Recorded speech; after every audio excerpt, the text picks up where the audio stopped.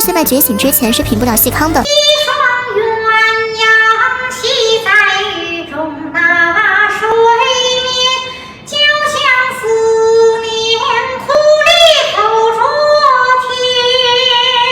原来戏真的是从嗓子眼里流出来的。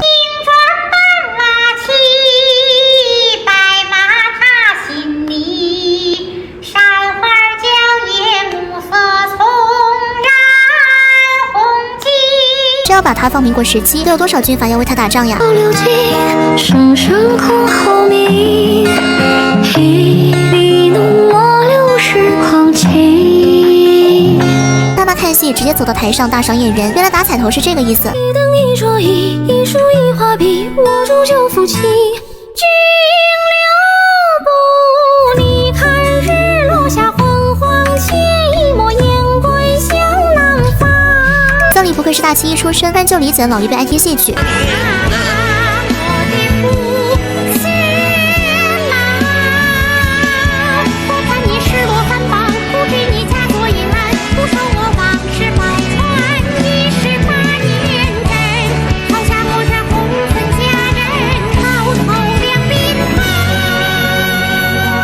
多少人因为陈丽军这一下走进了越剧的大门。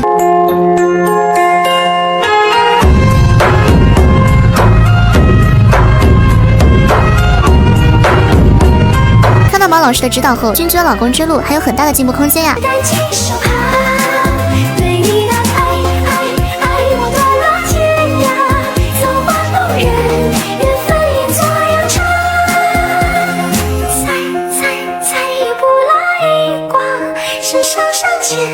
可还是放不下，对你的爱不计感动下。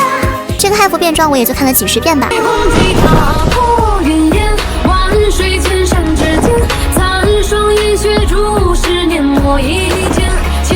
当小姐姐穿着华美的汉服走在国外的街头，他们的眼神里满满都是惊艳。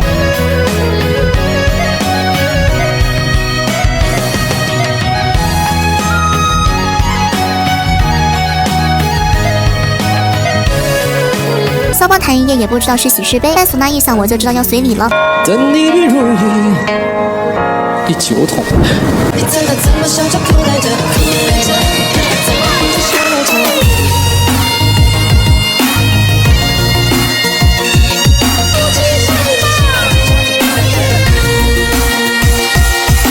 不懂就问，这样的场景是想随机送走几个吗？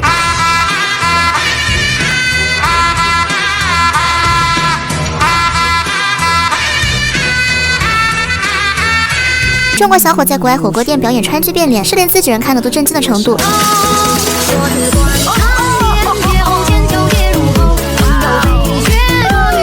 外国友人对我们的国粹变脸都特别的惊讶好奇。表演完了以后，他们鼓掌得很厉害，只有每天都会去表演一次，弘扬咱们中华非遗文化。这才是真正的百鬼夜行吧，小日子想偷也偷不走的文化底蕴。